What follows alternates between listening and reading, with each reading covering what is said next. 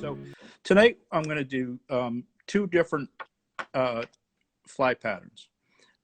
Trout flies, of course, the rusty spinner and the sulfur usual. Both of them are I tie using snowshoe rabbit foot hair, which I'll go into. I'll talk about that, and I'll talk about the whole process. The first one I'm going to do, though, is the rusty spinner. It's a great fly all year round. It imitates more than half of the available mayflies in North America. When they become spinners, when they molt and become mature mayflies, they typically have some level of a rust color, rusty brown, reddish brown color to them. So rusty spinners are probably one of the top half dozen flies every fly fisherman should carry, that, you know, if you're going to fish dry flies.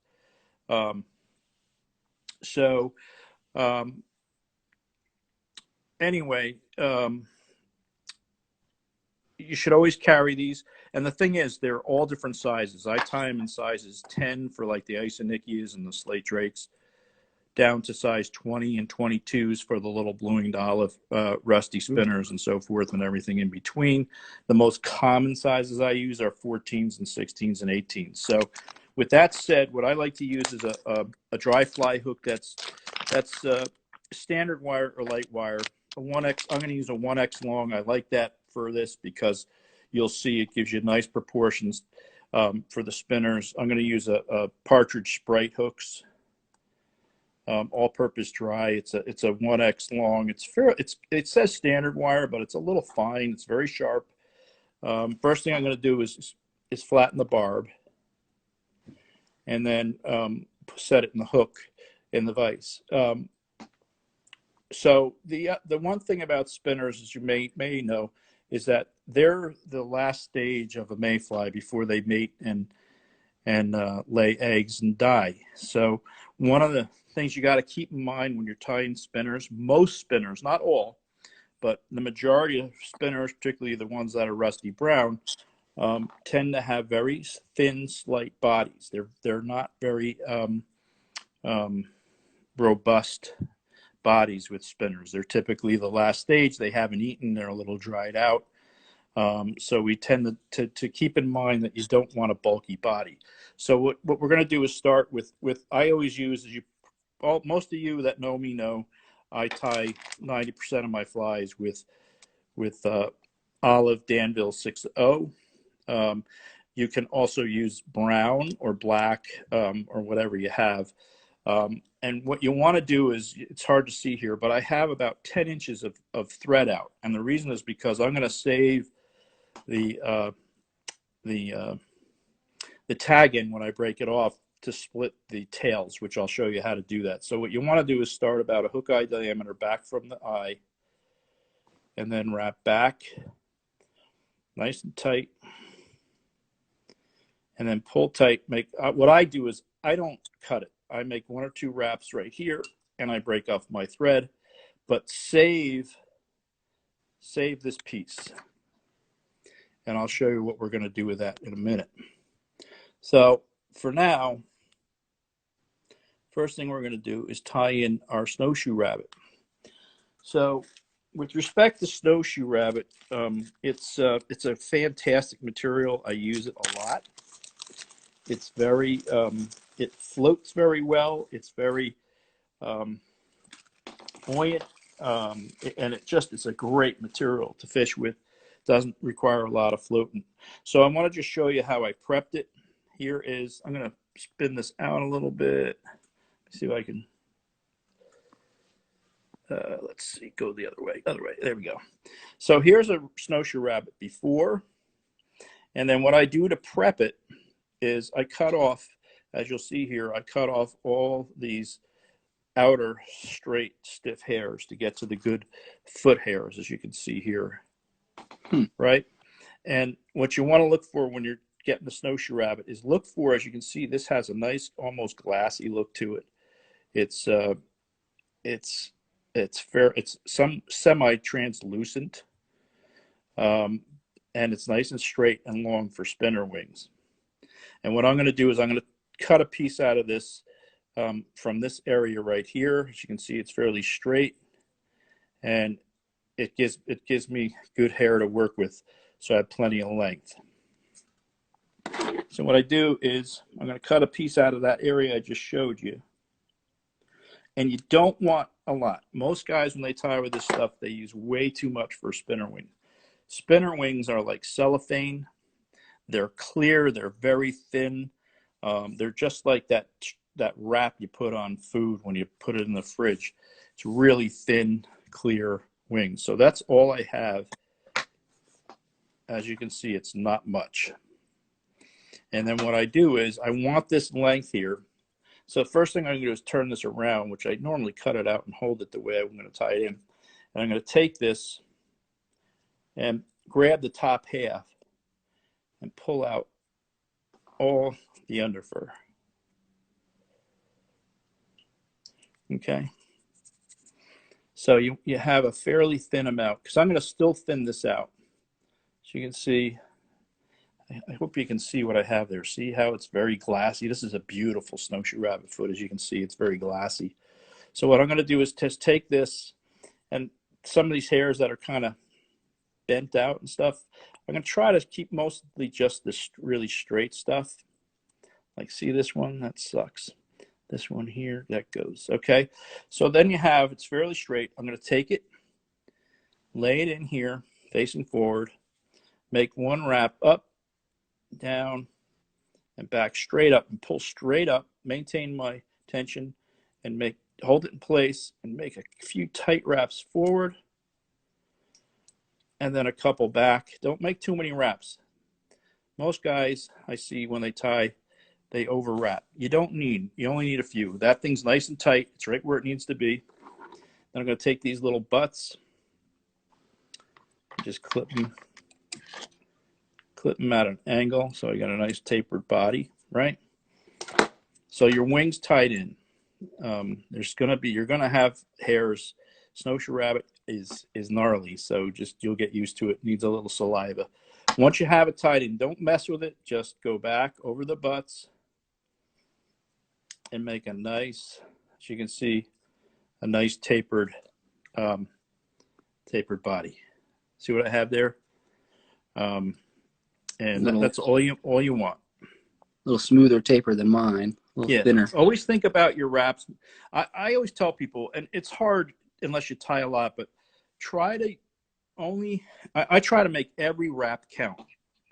That's my goal when I tie flies. Make every wrap count. If it's not going to count or do something for you, don't make it. Just stop. It takes some discipline, but I'm just trying to refocus that so it's centered here. Okay.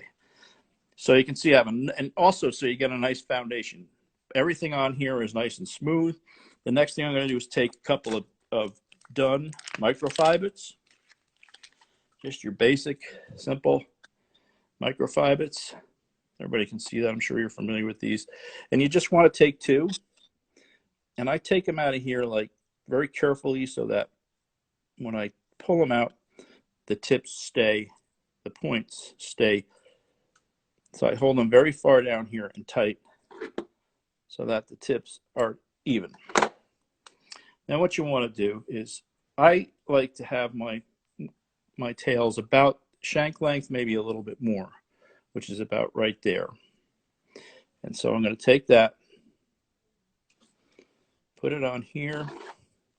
I'm going to cut that off, hold it on my side of the hook, make a kind of a loosish wrap like that, and then kind of pull it up. I don't know if you saw that. I slide it right up on top and keep the whole thing in place right on top like so. And then make a couple of wraps forward.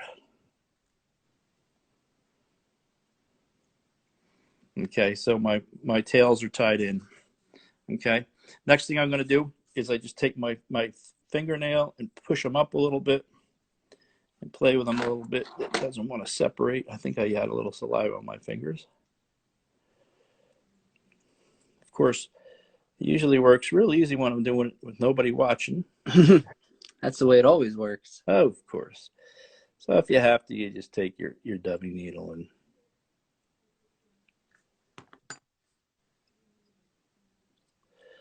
futz with it a little bit. Oh, that goes on this side. It happens. Okay, once you get them separated enough like so, I don't know if you can see that. See what I have? They're a little separated. Hard to see. Yeah.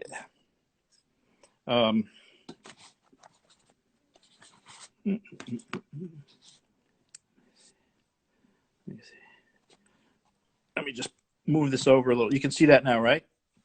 So you can see the tails here. There's one here. Yep.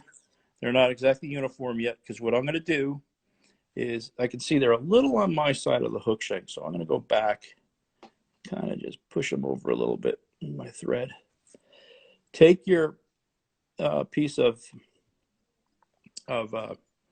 tag, and what I do is I take it under my hook here like this, right? And back and around the hook bend like this. I have it. And then I'm going to take that and slide it right up between the two, and you'll see it splits these beautifully. And you can kind of manipulate this. You don't want to pull it too tight, because then they'll go way too much of an angle. Bring your thread over. And I'm grabbing that tag in, which is okay. Just pull it back. Over, pull it tight. Your thread tight to lock it in. And then once you have it where you want it, like so, don't make any more wraps. And then cut it, and then wrap that down. So you should have a nice smooth foundation, right? Yeah. See that tail, how that split it nicely? So the next thing we're going to do is dub. Rusty dubbing. I'm going to use this super fine rusty dubbing. It's very fine. And what I do is, again, and I think I talked about this last time, don't use too much each time. Use very little. Think of it as opposed to building up bulk. See how little I have here? You can barely see it. What you're trying to do is just color the thread. The body, you want it nice and thin. Just color the thread. A little more on there. But you don't want to have a lot.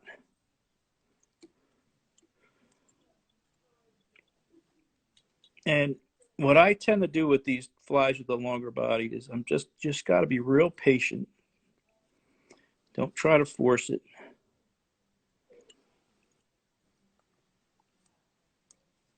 And just slightly taper that dubbing. You don't want too much. As you can see, it's I have a very, very thin. Again, it's as though I'm coloring the thread.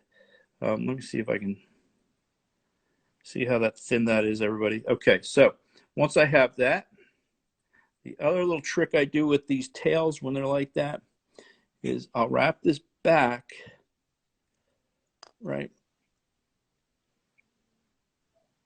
I gotta catch that. Okay, there we go. Wrap back carefully, and then make your first wrap a little ahead of the tail, like so, and then go behind that, like that, and it'll give you a nice clean abdomen, back of your abdomen, and then wrap forward one in front of the other. You're going to have to put more dubbing on the thread. Okay. Nice and thin. And what you want to do is do the same thing. And believe it or not, we're getting close to done. It's really a simple fly. Floats really well. And dub your thread nice and tight. And I'm going to dub not too much because I want to have a lot of control when I'm splitting the wings. And the only way you get good control when you're using dub thread is to keep it thin. So you can see I have a little bulk there for the thorax, which you want. So it matches that. So I'm going to go right there, maintain that thickness roughly. And when you get to here, see how you can see a little gap here? You want that slight gap right here. See a little thread right there? Because you want to be able to stand up the wind, and you don't want anything pushing back against you to prevent that. So you take the wing, pull it up. Now I make a wrap, 2 wraps, 3 wraps. See where I came? Create a dam. That creates a dam so I can go back and it won't slide forward and stand the wing up. Once I've done that, we're almost ready to finish the fly. Take a little more dubbing.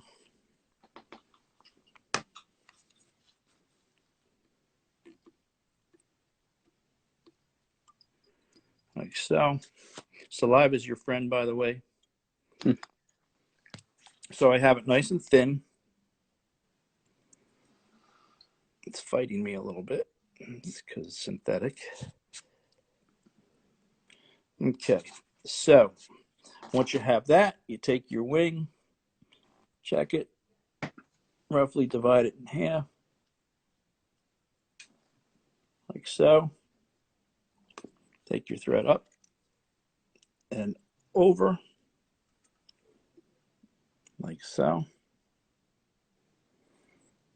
And then behind the forewing, the one closest to you, and you're going to crisscross over the top, like so, right? And then do that again. I always like to do it fairly quickly so I don't lose my momentum. Behind, in front of, behind, and then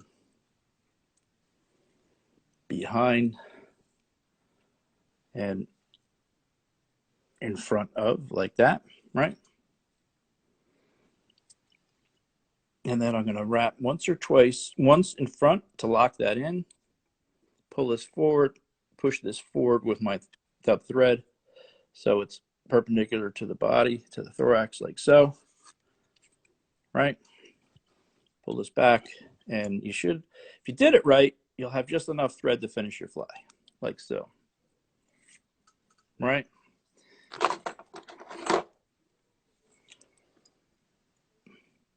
So you won't get this right every time. You got to remember, I've been tying almost every day for over 50 years. I average about 325 days a year tying. I know that's insane, but that's not that bad. My wife thinks it's crazy.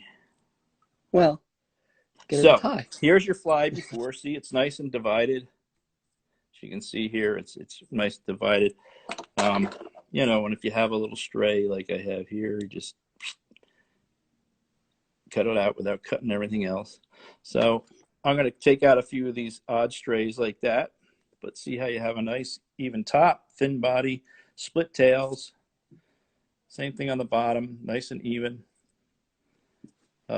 Tails are split just fine. Now, one of the things, if you're tying with, whether it's with snowshoe rabbit hair or Zelon or Antron, as you can see, it's kinky. It's crinkled. Same thing with Antron, same thing with Zelon and stuff. One of the things you want to remember with this material is when you're tying with anything that's crinkly, where you cut it, and when you pull it to cut it, always cut a little longer than your desired length because it bounces back. It's going to bounce back on you when you pull it tight here.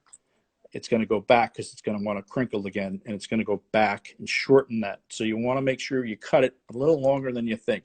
And what I do, because I tied these in on top, is I pull them straight down like so. I take my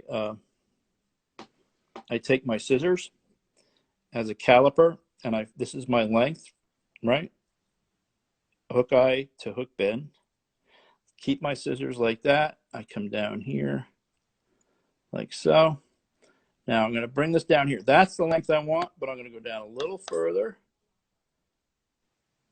like that and clip them to get my length. So you can see they're perfect, beautiful. And then all you get to do is you trim a few things out, and I don't worry too much. Snowshoe Rabbit's an awesome material. It's a little hard to see this on the water, but boy, are they effective. They float. They don't take a lot of floating. You don't want to goop them up, by the way. If you fish with snowshoe rabbit, do yourself a favor. Don't use a lot of floating. I don't think I need to cut mine. It just happened to work out. Yeah, so just trim it like so. I like to keep, as you can see, I have it really sparse. I love sparseness. But leave these short fibers in there a little so they give it a little strength.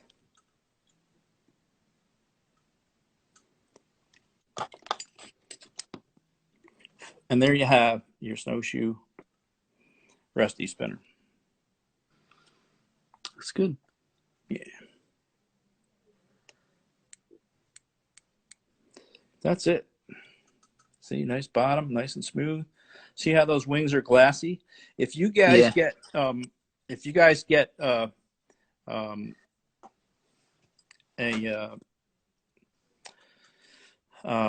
go to look at snowshoe rabbit here. Try to get it where it's kind of glassy and you can see that it's kind of translucent and sparkly and glassy, as opposed to like you see in the picture here, as opposed to you may see, and you'll know right away if you're looking at snowshoe rabbit feet and you get one that's chalky, literally like it feels like it has chalk on it and it's very dull, don't buy it. It's not going to float well, and it's not a great material to work with.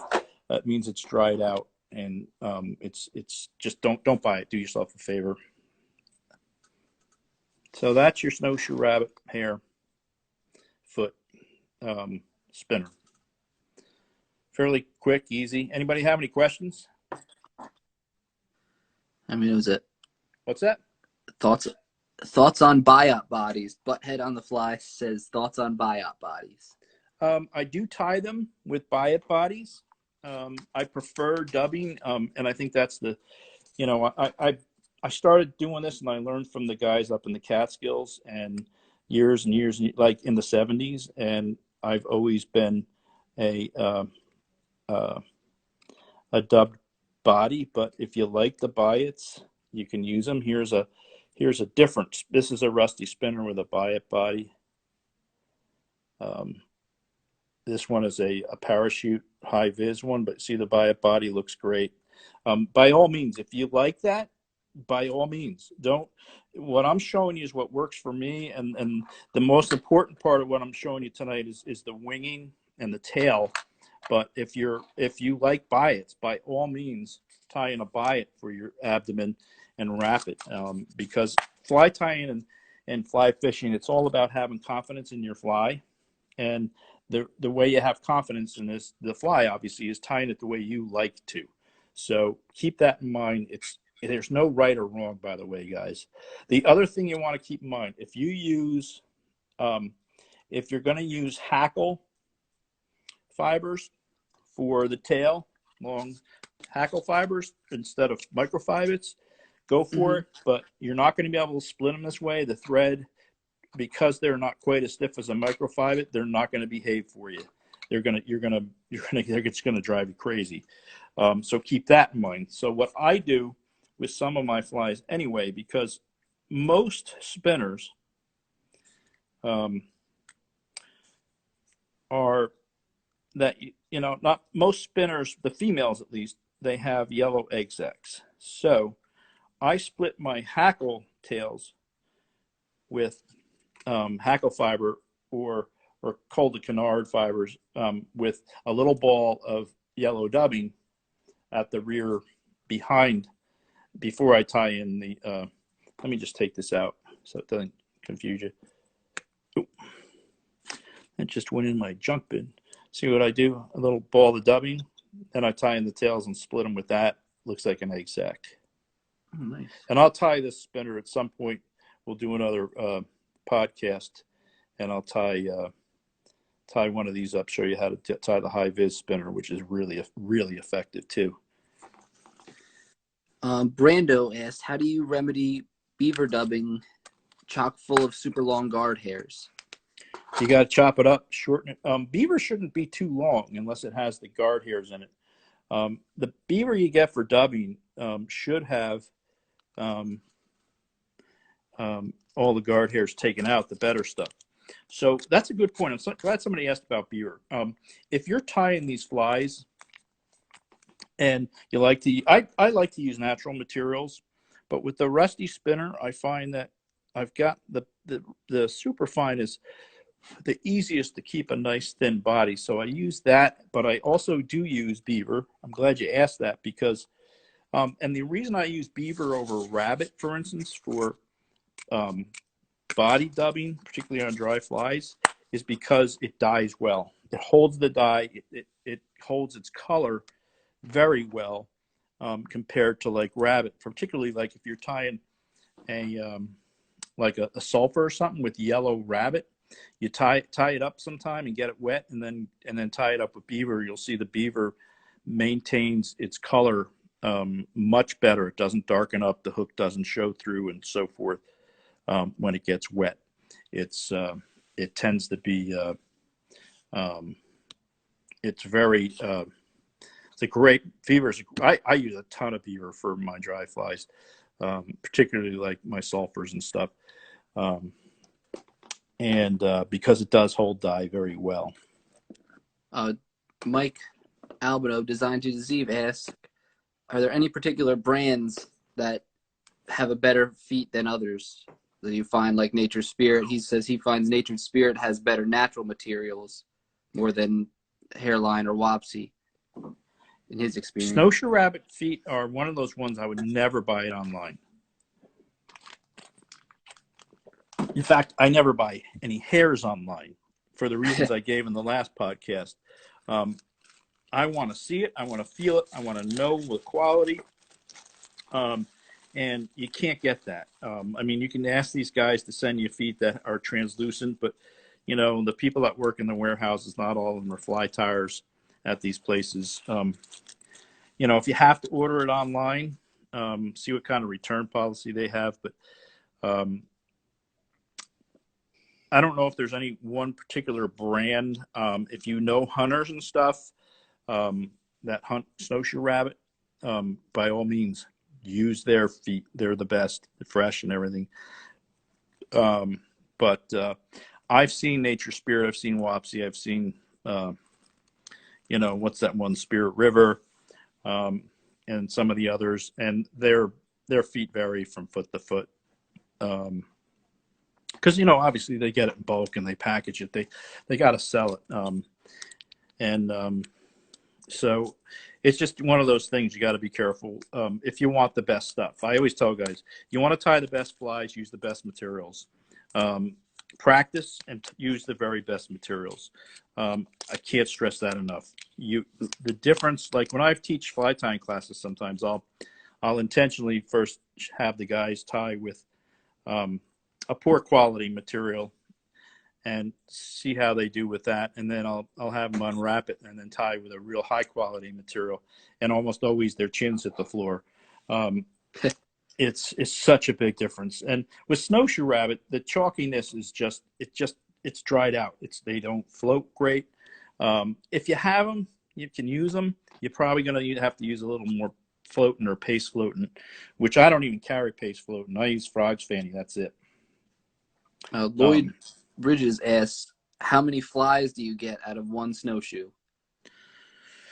Boy, I get a lot because I tend to be very sparse. You know, and everybody's different. Some guys, I really, truly believe that the sparser the fly, the more effective it's going to be. I mean, you can catch fish, obviously, on flies that are bulky or fat or whatever. But I guarantee you that sparser is better and they're more effective. And so to that end, I get a lot more out of my feet. Like say my friend Paul, he ties with them a lot. I probably get you know, a third more out of it than he does. And he also tends to cut a lot at a time, and then he thins it out and gets it down to where he wants it. Whereas I try to cut just what I need. So it's going to depend on the tire, but I would say you should easily get, you know, geez, at least 6 to 8 dozen flies out of a snowshoe rabbit foot for if you're tying trout flies. I can't imagine not getting that many. They last me quite a long time, even with all the tying I do. I think that's all the questions on that. Okay. MHG Fish asks, who's this guy on the bottom? MHG Fish, it's your father. How you doing, bud? That's my son. You guys may have seen my son tie in the podcast a couple of weeks ago. He's an accomplished tyer. I don't know who the hell he learned from, but he's gotten awfully good. I'm going to retire soon. So anyway, so that's your rusty spinner. And guys, if you have questions when you go to tie him after the podcast or whatever, you can always just email me at matthewgrobert@gmail.com. I'm always happy to answer questions and stuff. So the next fly we're going to do is a Sulfur Usual, which is a great all-around pattern. You just change the size and the color of the body pretty much, and you can imitate just about any mayfly. They're very versatile. I think they imitate the emerger and the dun. They float. Again, snowshoe rabbit is just awesome. It floats like a cork. So I'll show you how to tie that and prep the material for that. I'm going to try a size 16, which is your early. When the sulfur start hatching in a couple of weeks, they're going to be about a size 16.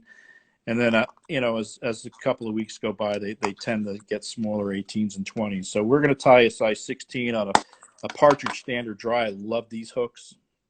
They're black. They've got a beaked point. They're very much like a competition dry fly hook. They're lightweight. They're sharp as hell. As you guys probably know, I'm really, really big on using sharp hooks. I constantly sharpen my hooks when I'm on the river. So this is barbless. I don't need to flatten the barb. Load it in your vise. Everybody can see that okay, right? That's a good level. So you would say with the 16 would probably be the biggest you would go on? Well, on this? I actually tie some in 14s because the later, the Hendricksons, the ephemerellas, there's early season ones which are dark, but then the later ones that hatch around now, they hatch more sporadically. They're also large sulfurs, and they're a 14. So I do tie some in size 14, particularly for the Pocono streams and up in the Catskills, because you will see them that size. But for the typical sulfurs, the Dorothea is what they're called. They're also the same genus as a Hendrickson, the ephemerella Dorothea. And that's a 16, 18. And then, like I said, as a week or two goes by after that hatch starts, they get smaller. Before they, and up in the Delaware, in fact, they hatch through the summer and they get down to as small as 22s. But for around New Jersey and earlier in the hatch, Pennsylvania, the Catskills, 16 is fine. 16s and 18s, I should say. So start your thread again right behind the hook eye. Ooh, I almost forgot. I'm so used to using this. So I almost did a booby here. And one of the rare times when I'm tying light colored bodied flies like Cahills or Sulfurs, I do use a different thread than the 6-0 olive. Danville olive, I use 6-0 Danville yellow. And the reason I use Danville is because I've been tying with it since I started. And I can tell the difference, and just because I tie so much, I can't use other threads. I'm just so used to the feel and the stretch, the diameter and everything with the Danville. I know guys use the Semper Fly and they use uni threads and that stuff. And if it works for you, use whatever you like, by all means. Just that I just find I don't like tying with that stuff. I'm just so, used to tying with this day after day. Yeah, when you tie, like you said, over 50 years with the same thing. Yeah, I started out with Danville Black. First spool I got was from Reed Tackle in New Jersey in ready for this? 1968, guys. I was 10 years old. So I loaded up my spool, right, with yellow. What I'm going to do, start my thread. And I always do this, as you know, one hook eye diameter, which is the diameter, outside diameter of the hook eye. I start behind the eye and wrap back. Catch my thread, wrap back, create a foundation to about halfway, 1 or 2 wraps forward, break it off. I undo those 2 wraps because they're unnecessary. As I said, I try to make every wrap count. So I back those off. Then I make 1, 2 wraps forward. I'm going to tie in my wing right here at about the 2/3 mark. And again, I'm going to take the snowshoe rabbit foot hair. And for this one, I don't want to take all this. Let me see if I can show you this better. I don't want to take this stuff. Is good for those spinner wings. I'm not going to touch this for this. I'm going to go to the center of the foot where it's a little shorter for this wing. So I use the hair that best suits the fly I'm using, so I don't waste it for other flies. Like up here on the foot, see this nice straight kinky stuff? This stuff is good for caddis wings. It's excellent caddis wing because it doesn't flare as much. It's a little more manageable. It stays tight. Then I use this for smaller flies in the heel and midges. So I'm going to take it from right about here.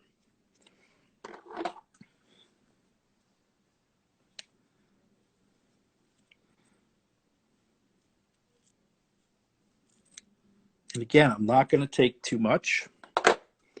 You'll see it has a lot of gray in the bottom of it, right? See, it's nice and glassy. Grab the top half. I dig my thumbnail into that, right? And then I'm going to strip out all the guard hairs. I don't want the fluff. I want the heavier guard hairs because that's the stuff that floats best. All this stuff acts like a sponge, and it will after a couple of times on the water, it's going to hold water. I don't want a waterlogged fly. So then I take it in my left hand if you're right-handed, and see how these hairs are all different lengths. There's a lot of long ones. I'm going to hold this fairly tight here and pull out all these ones that are really long. And you'll get used to this knowing where the bulk of the ones are right about here that are fairly uniform. So that's where I'm going to stop doing this, as you can see. Pull them out. And you'll see I have a fairly uniform, there's a couple of long ones in here. So I have a fairly uniform length hair, right? Take this, I want it to be about the length of the hook. Take it like that. I'm going to lay it in right here, right? Thread up, down, and pull straight up and maintain that tension. And 1 or 2 more wraps, and it's in place, right? Shouldn't move. Then I'll take my scissors, put that at an angle. You see that's going to be the wing. I'll just leave it, and then I'm going to wrap down. Now, just to my point, I know there's different techniques guys use. They talk about when they tie in a piece of material like this, they'll come around on it and they'll hold it in place and start pulling tight down. That tends to pull the material down and away down the back side of the hook. The reason I go all the way around and then pull up on the side the material is on is because when you do that, the thread is kind of going like this around it more uniformly. It's trapping it as opposed to when you just bring it down the backside, as opposed to pulling it down like that. It kind of just, it closes that loop more uniformly.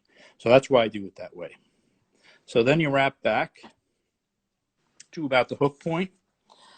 And then I'm going to take just a small amount of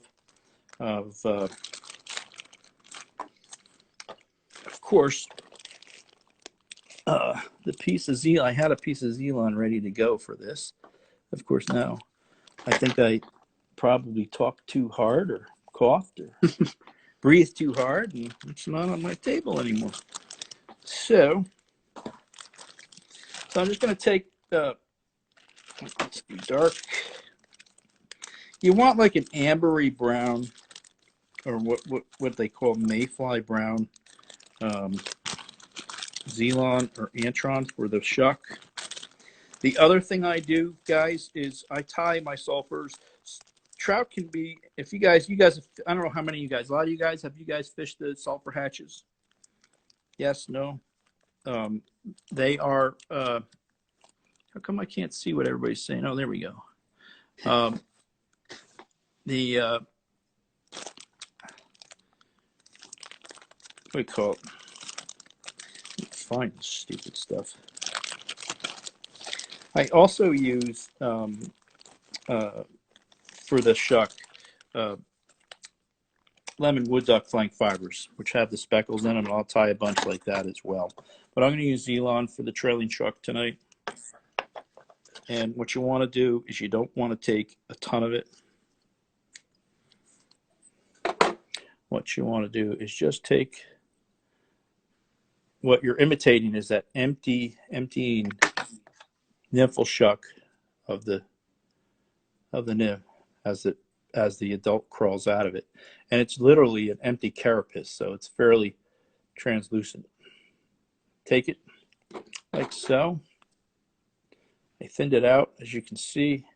Clip it, hold that right up against the butt of the snowshoe rabbit, bring it all the way around and pull straight up, and you'll see it stays right in place when you do that. Maintain that tension, and I pull up and back. So I go to the back of the hook shank, and my shuck is in. Wrap forward, make a nice foundation with your thread, like so. Oops, I'm sorry. Okay. Then what you want to do is clip this about a little less than a hook shank in length, like so. And you have your little trailing shuck. Then what I'm going to do is bring this back just a little. Now I'm going to take beaver, yellow beaver.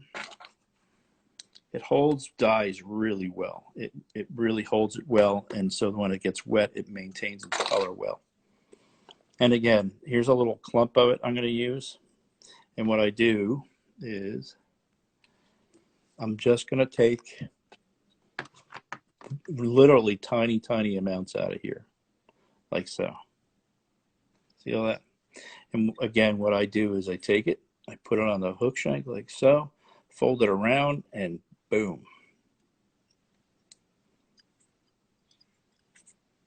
Okay.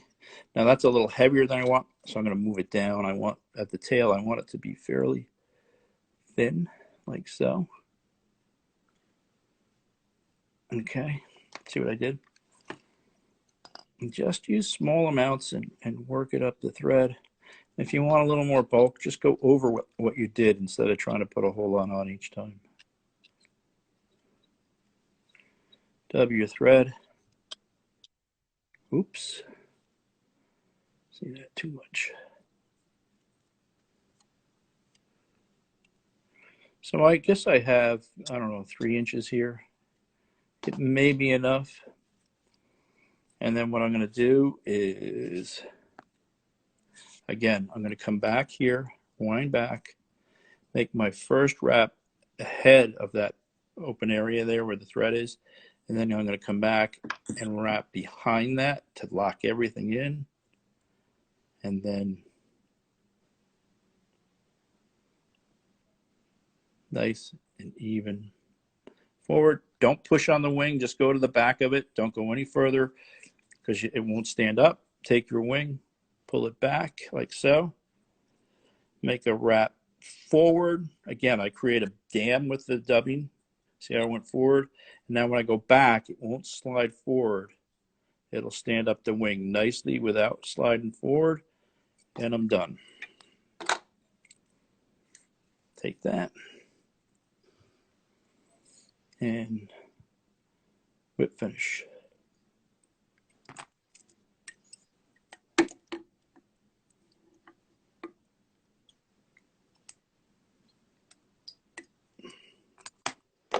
Okay, so that'll stand up nicely.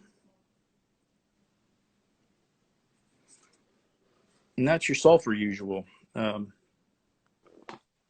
happened here? There you go. Nice and easy. That wing is slightly higher than I like, but the fish aren't going to care. And I'll be able to see it well. It's probably a hair too long. No, it's not really. That's it. I think the body's Like a little nice fat on tapered mine. body, nice and tight. See how that beaver gets a beautiful tight body. Really nice. And you can see that hair has got a lot of glassiness to it, which is, to me, is key.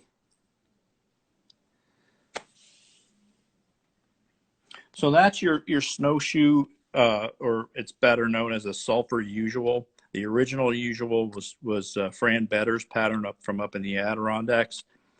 And what he did was the original usual was tied with just bright orange thread and all snowshoe rabbit foot hair. What he did was he tied in the wing like we did here. And then for the tail or shuck, he would tie in a few more fibers like the same ones that he used in the wing. You know, he'd cut more off, of course, not the same ones, but the same type.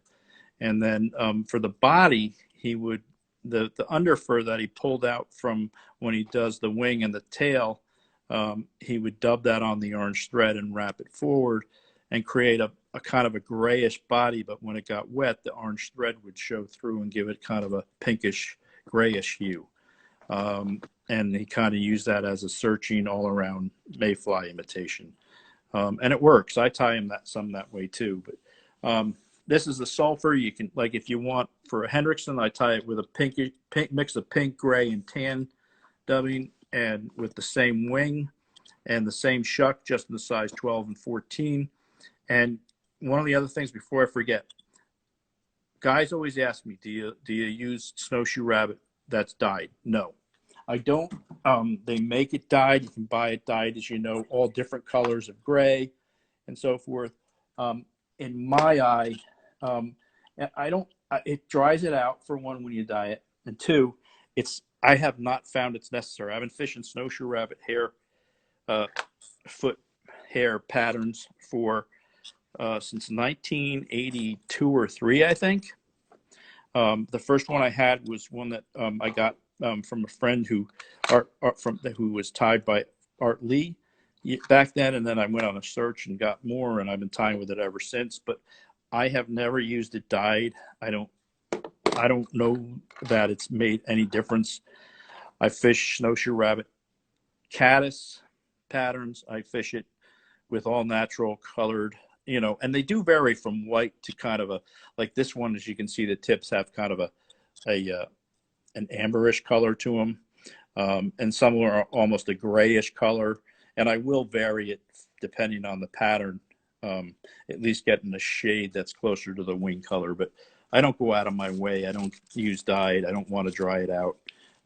It's got some very unique qualities, natural qualities that I don't want to. I don't know whether or not the dyeing. I know it dries it out somewhat, but I don't know that it makes a difference in your flies. And in my mind, I prefer to just use it as it is if I can, and it's just that much easier. Yeah. So, does anybody have any questions? Yeah, we still got almost 10 minutes left. We got plenty of time for questions if anybody has any. 10 minutes? I thought I was done an hour ago. No. So that's it. I don't know how many people are on, but there's 13, looks like. Yeah. But if anybody have any questions or anything? How about ways to fish it? Oh, just fish it like you fish both of these patterns, dead drift. And one of the things I can tell you is I get funny looks from the guys I fish with sometimes, because I use a very long leader. And I really believe you get a better drag-free drift with a long leader and tippet. I would say if you're going to fish these when you do fish these, use a leader that you're comfortable with for your own, skills and so forth.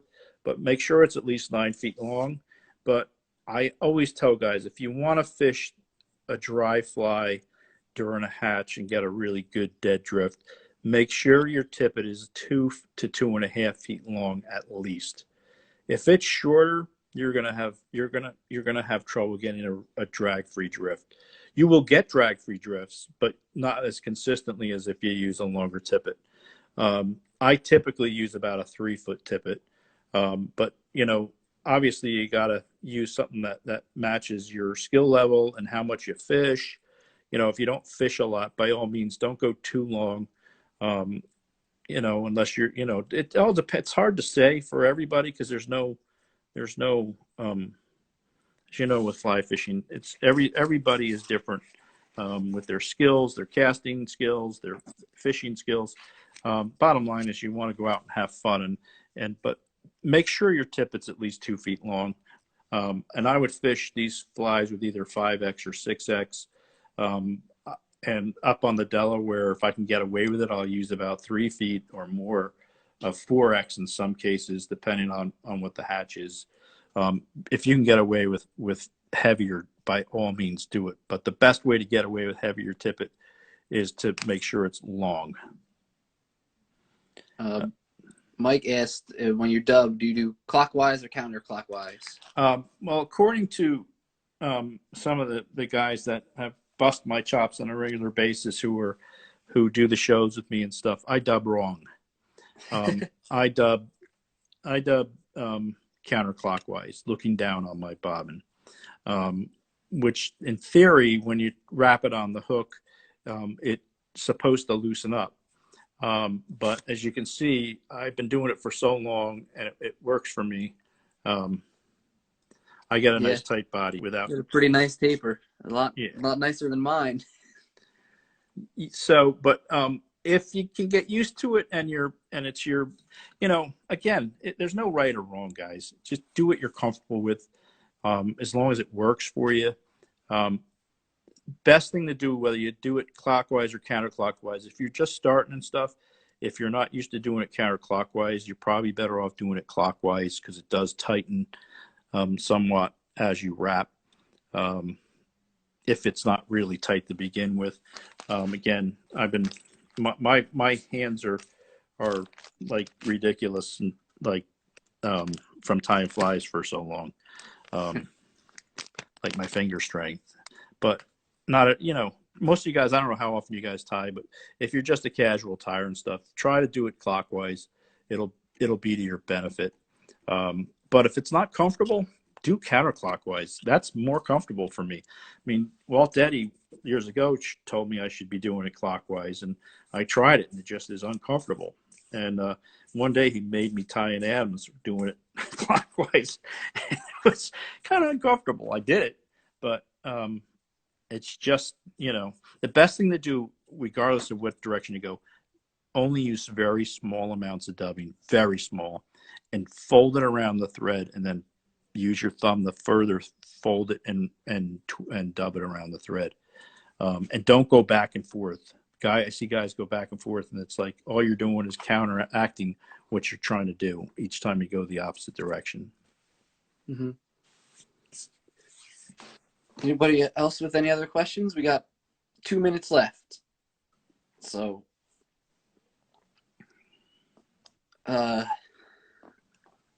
if anybody's got a question, go ahead while we got Matt.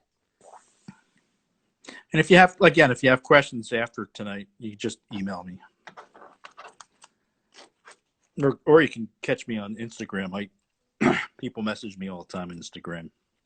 But anyway, so use these flies. I'm telling you, they're great flies in May. The Sulfur usual. Use it for Hendricksons, green drakes, March Browns, Sulfurs, olives. Just change their hook size and your body color, and you're good to go. All right. Well, I guess we got no more questions. Everybody's saying thank you. And I'd like to say thanks, Matt, again for coming on a second time with us. Yeah, no problem. And you're always a great teacher. It's great to have you on. Yeah, thanks. It was fun. A lot of fun. So good luck, guys. Tie some up and go fish if you get out. Just be safe and enjoy yourselves, and good luck. Try to, enjoy yourself, whether you're catching fish or not. We got enough stress in life without stressing yourself out about catching fish. Obviously, it's more fun when you're catching fish, but don't pull your hair out over it. It's not worth it. All right, guys. Well, thanks a lot. All right. For Have a joining good us, night, and everybody. Be safe. good night. All right. Bye.